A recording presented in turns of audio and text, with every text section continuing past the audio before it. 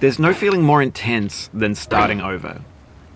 If you deleted your homework the day before it was due, as I have, or if you left your wallet at home and you have to go back after spending an hour in the commute. If you won some money at the casino and then put all your winnings on red but it came up black. If you got your best shirt dry cleaned before a wedding and then immediately dropped food on it. If you won an argument with a friend and then later discovered that they just returned to their original view. Starting over is harder than starting up. If you're not ready for that, like if you've already had a bad day, then what you're about to go through might be too much. Feel free to go away and come back. I'll be here. Alright, thanks for coming with me on this trip. I'll understand if you have to take a break at any point.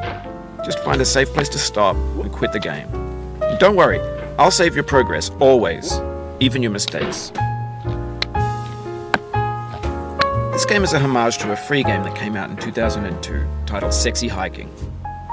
The author of that game was Jazzuo, a mysterious Czech designer who was known at the time as the father of B games.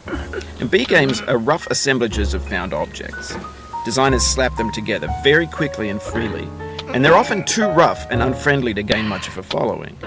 They're built more for the joy of building them than as polished products. In a certain way, Sexy Hiking is the perfect embodiment of a B game.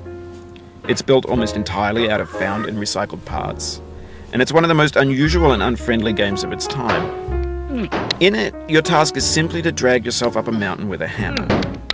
And that act of climbing, in the digital world or in real life, has certain essential properties that give the game its flavor. No amount of forward progress is guaranteed.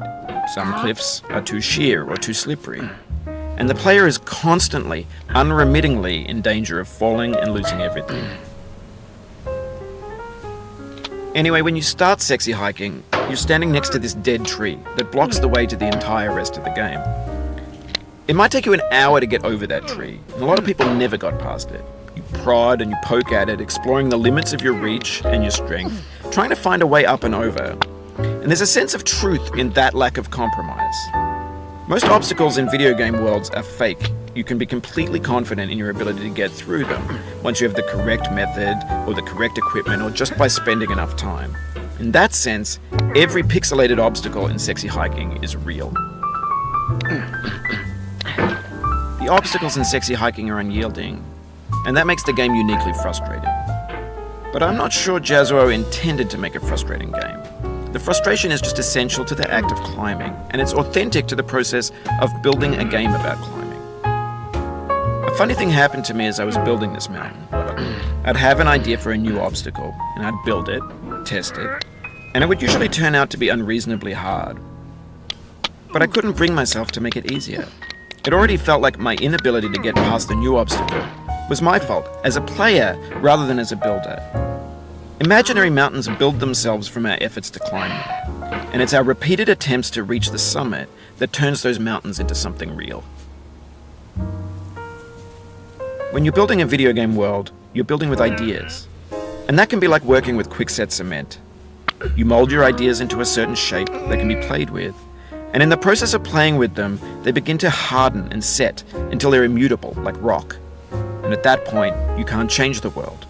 Not without breaking it into pieces and starting fresh with new ideas.